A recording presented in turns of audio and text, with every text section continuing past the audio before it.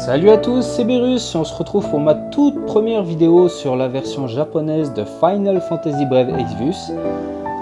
Donc je suis vraiment très content.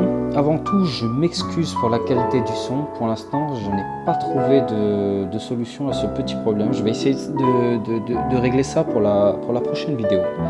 Donc j'ai pour but de vous partager tout le contenu de la version japonaise de Final Fantasy Brave Exvius à travers des vidéos sur YouTube et sur ma page Facebook.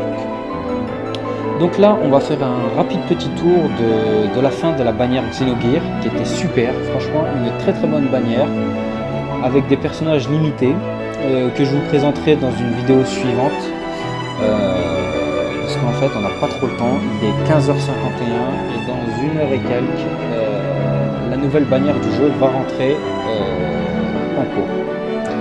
C'est une nouvelle bannière qui porte à nouveau sur le thème Final Fantasy X, mais avec des persos qui déchirent tout. Donc je vous explique ça juste après la présentation du raid.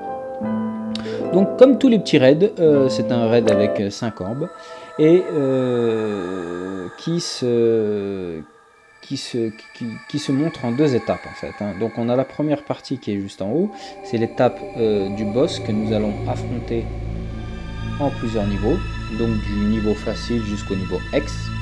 Et la deuxième bannière juste en dessous qui est un trial. Donc le trial je l'ai réussi, je me suis pas cassé plus la tête que ça dessus, parce que bon, le MOC 5% il m'intéressait pas vraiment, et les 10 000 jetons, bon bah, j'en ai déjà 400 000 en stock. Donc voilà. Les robots me font vachement penser aux robots de Power Rangers. Je sais pas si vous vous rappelez les Megazords là. C'est l'espèce de robots qu'ils appellent quand les Power Rangers ils se font déglinguer et qu'ils en peuvent plus et que le méchant il est super grand, enfin c'est un géant. Donc voilà, on y est, on va aller le déglinguer, on va pas chercher à comprendre, de toute façon je vais y aller seulement avec 2 unités.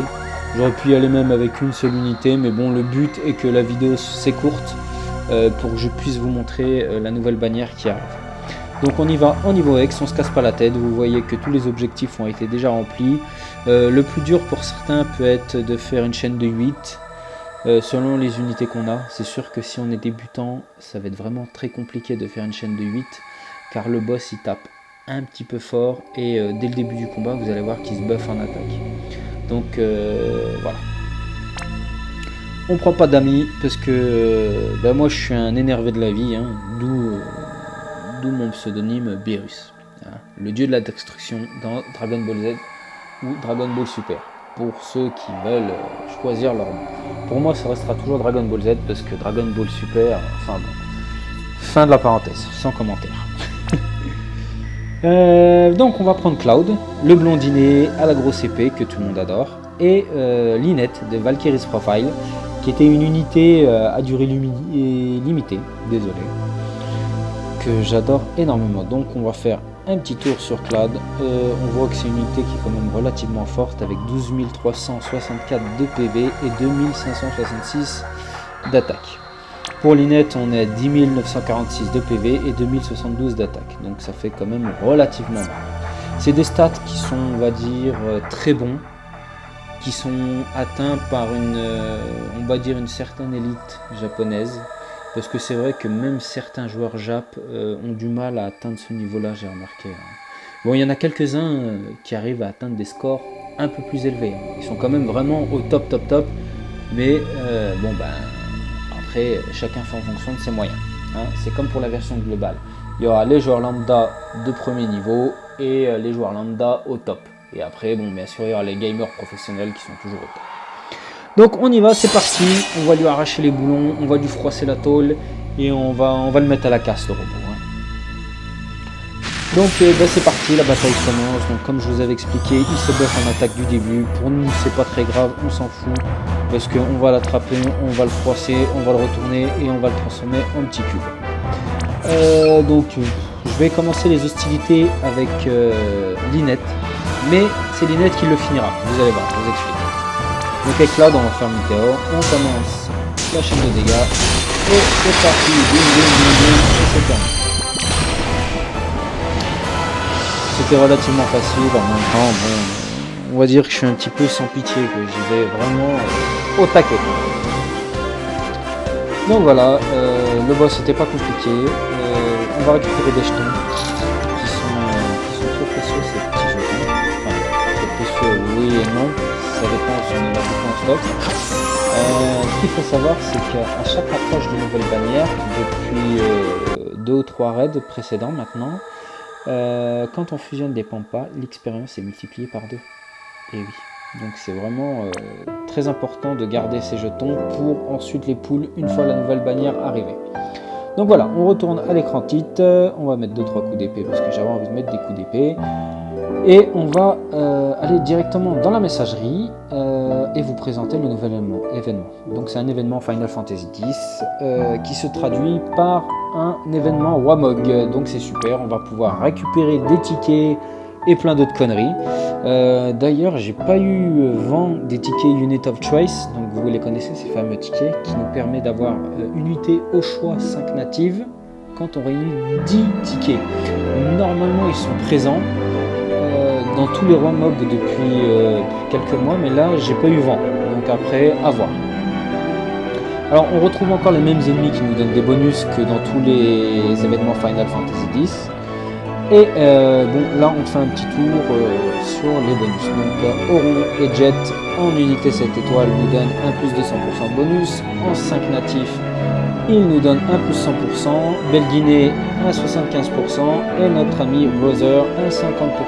C'est pas top, mais quand on a plus que ça et qu'on n'a rien d'autre, et ben c'est toujours ça de prix. Hein. Donc bon voilà, on fait, c'est comme d'hab quoi. C'est vraiment... c'est du roi Mog.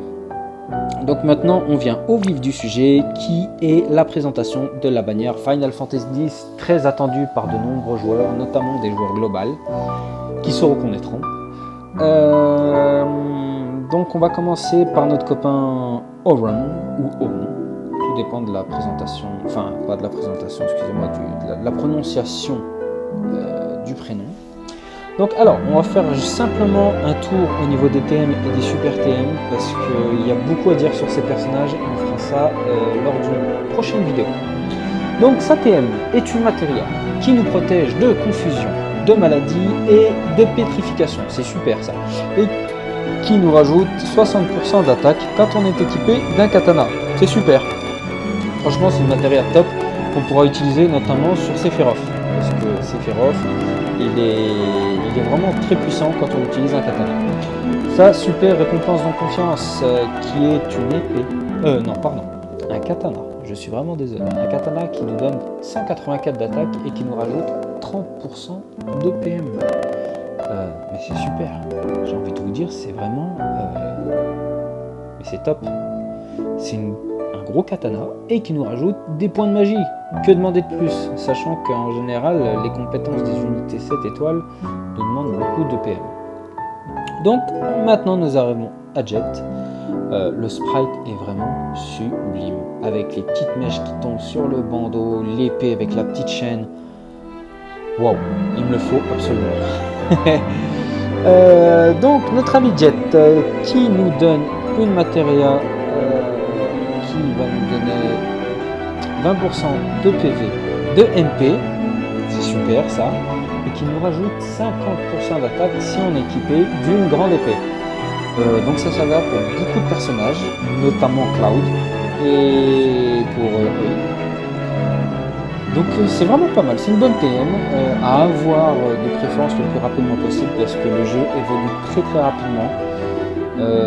Donc d'ici je pense 6-7 mois ça sera une TM qui sera on va dire pas basique mais que beaucoup de joueurs auront. Au niveau de la super TM, c'est une épée large qui nous donne 176 d'attaque et, mais c'est vraiment magnifique, qui nous augmente le taux de remplissage de la limite par 100%. C'est top, c'est vraiment top. Donc c'est une super épée à posséder absolument. Malheureusement c'est une super TM, donc c'est compliqué de l'avoir. Au niveau de la native 4 étoiles, Belguimine, voilà, moi je suis pas fan. La TM est super sympa par contre, donc c'est une matérielle qui nous donne 40% de magie, vraiment très bien, hein. Même au jour d'aujourd'hui sur la Jap c'est une TM qui est très bien. et qui nous augmente de 10% les dégâts provoqués avec des chimères. C'est pas mal, c'est pas mal. Il y a mieux, c'est vrai que ça aurait été mieux si ça aurait été un 40% de magie avec à la rigueur 10% de HP, ça aurait été bien, ou un 20% de HP, parce que c'est vrai qu'en général les mages, bon bah ils ont pas beaucoup de PV concrètement. Et maintenant l'unité la plus drôle de la bannière, et qui va nous rappeler à tous des bons souvenirs, c'est notre ami Brother. Donc bon bah c'est une unité 3 étoiles, qui malheureusement monte jusqu'à 5 étoiles, comme les 3/4 des unités 3 étoiles. C'est vraiment très rare qu'une unité 3 étoiles monte à 5, malheureusement. Donc il a une petite TM qui est vraiment sympa, qui nous rajoute 20 points d'attaque et de défense, c'est un accessoire, et qui par la même occasion nous protège de siccité et nous donne une résistance à l'eau de 30%. C'est sympa, ça se prend toujours, donc si vraiment vous vous acharnez à hardpull sur Auron et Jet, bah forcément vous allez l'avoir. Donc après on va développer un petit peu la bannière, donc c'est une bannière step up comme beaucoup de bannières récemment pour essayer d'avoir le plus de 5 natifs étoiles. Bah que dire, vous savez déjà comment que ça marche. Malheureusement ça coûte des ronds. Donc la première étape nous donne un Moogle 10%, oui c'est un Moogle 10% si je ne me trompe pas, donc c'est toujours bon à prendre. Ce qu'il faut savoir, le problème c'est que c'est des poules à 5000 lapis. Donc la première étape c'est 5000 lapis, deuxième 5000, troisième 5000, quatrième 5000, cinquième 5000, donc ça fait au total 25 000 lapis ou lapis, ça dépend comment vous dites, pour pouvoir avoir une des deux unités 5 étoiles. Donc bon, après à voir. Donc alors on retourne sur la première étape, donc ça nous fait un pool à 5000 avec un Trust Moogle de 10%. Sur la deuxième étape, Belle Guinée qui va nous être offerte entre guillemets. La troisième qui nous garantit un 5 étoiles, donc peut-être Jet ou Auron ou une autre unité. Donc dans tous les cas on se dit que pour 15 000 lapis on a un 5 natifs. Est-ce que c'est rentable ou pas, enfin, à voir. Sur la quatrième étape, on gagne un ticket d'invocation 10%. Bon, on sait tous que ces tickets, voilà quoi, hein, c'est sans commentaire. Et on a 1,5% de chance de tomber sur un 5 étoiles natif. Donc ça nous rapproche un peu de la 5 bannière, mais en même temps, enfin de la 5e étape, mais en même temps, ça nous met une bonne carotte. Hein. Et donc la 5e étape qui est la garantie de Jet ou Auron, un des deux, ou parfois même les deux. Moi ça m'est déjà arrivé, notamment sur la bannière de Sephiroth et de Lina, d'avoir les deux à la dernière étape. Donc quand c'est comme ça, on se casse pas plus la tête, parce qu'à l'époque il n'y avait pas les 6, enfin excusez-moi, il n'y avait pas les 7 étoiles, donc on se dit bah ça y est, on a dépensé 25 000 lapis, on a tous les persos de la bannière et c'est bon.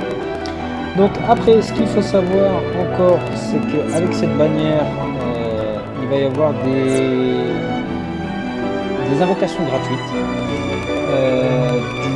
du 5 mai au 9 mai.